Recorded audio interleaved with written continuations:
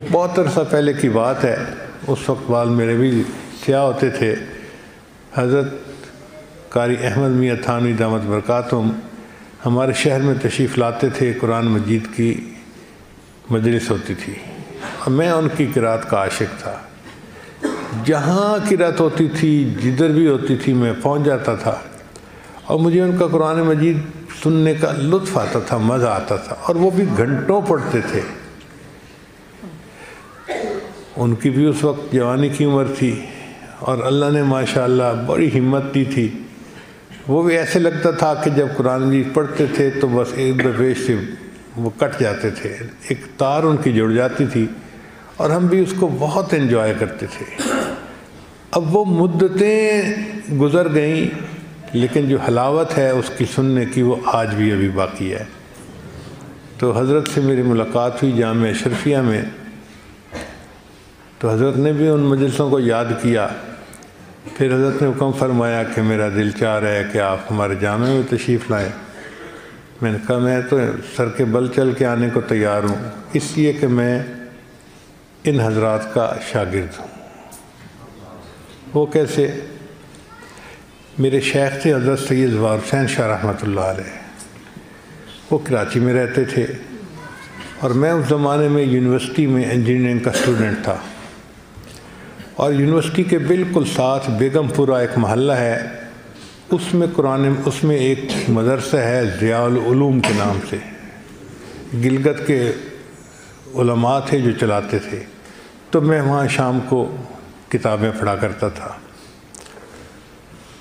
تو میں نے حضرت شاہ صاحب سے پوچھا کہ حضرت مجھے مسائل پوچھنے کی ضرورت پیش آتی ہے، تو آپ مجھے فرمائیں کہ میں کس سے مسئلہ پوچھ لیا کروں۔ تو حضرت نے مجھے فون پہ فرمایا کہ حضرت مفتی جمیل احمد تھانوی دامت برکاتہم ان سے جا کے پوچھ لیا کرو۔ اس سے پہلے میرا تعارف نہیں تھا، چنانچہ میں یونیورسٹی سے سائیکل اس وقت نکالتا تھا، لڑکا سا تھا، اور جامعہ اشرفیہ آتا اور حضرت سے پھر میں مسائل سیکھتا تھا۔ پہلی دفعہ ملاقات عجیب ہوئی کہ حضرت ایک جگہ کھڑے کسی سے گفتگو کر رہے تھے۔ مجھے لوگوں نے کہا جی کہ مفتی جمیل احمد صاحب تھانوی یہ ہیں، سفید ریش تھے اس وقت۔ تو میں نے ان سے سلام کیا اور میں نے کہا جی کہ مجھے کچھ باتیں پوچھنی ہیں اور آپ کی خدمت میں حاضر ہوں۔ انہوں نے گھڑی دیکھی، پھر میرے پاس 5 منٹ ہیں، جو گفتگو کرنی ہے 5 منٹ میں کر لو، اس سے زیادہ ٹائم میں نہیں دے سکتا۔ میں نے کہا بہت اچھا۔ اب میں نے ان سے پوچھا کہ جی میں چاہتا ہوں کہ میں سنت پر عمل کروں، میں اپنے سر کے بالوں سے لے کے پاؤں کے ناخنوں تک سنت پہ عمل کرنا چاہتا ہوں، اپنے آپ کو سنت سے سجانا چاہتا ہوں، مگر مجھے سمجھ نہیں ہے کہ کس عمل میں کون سی سنت ہے۔ تو میں آپ کے پاس اس مقصد کے لیے آیا ہوں کہ آپ مجھے سنتیں بتاتے جائیں، میں اس کے اوپر عمل کرتا جاؤں گا۔ سوال ذرا دلچسپ ان کے لیے تھا تو بہت خوش ہوئے، چنانچہ انہوں نے مجھے 5 منٹ کی بجائے تقریباً 50 منٹ سمجھایا کہ یہ سنت پر عمل ایسے ایسے ایسے ایسے۔ خیر سن لیا۔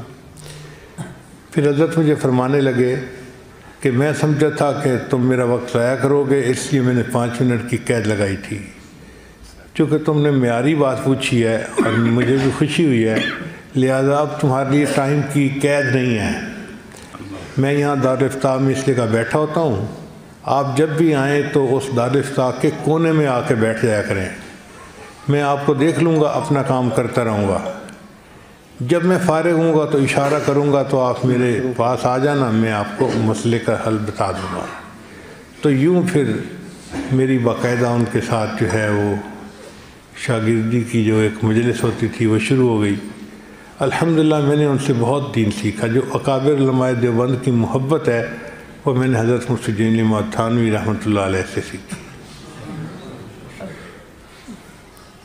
ایک دن میں نے ان سے کہا کہ حضرت میں ادھر گیا اور میں نے وہاں جا کے بس روٹی ووٹی کھائی، اور حضرت نے کیا کہا؟ میں نے کہا جی روٹی ووٹی کھائی۔ کہنے لگا روٹی تو کھائی، یہ ووٹی کیا ہوتی ہے؟ ہمیں لاجواب۔ کہنے لگے اس کا مطلب یہ ہے کہ تم فضول گفتگو کرتے ہو اور اس کو خود بھی نہیں سنتے۔ اور پھر اگلی بات انہوں نے عجیب کہی جو مجھے آج تک یاد ہے۔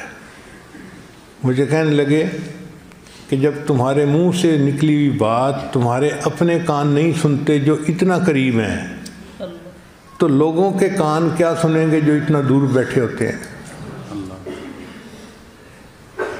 اس کے بعد پھر میں نے اپنی بات کو خود سننا شروع کیا اور نظر رکھنی شروع کر دی کہ زبان سے جھوٹ نہ نکلے، غیبت نہ نکلے، فلاں نہ نکلے، فالتو لفظ نہ نکلے۔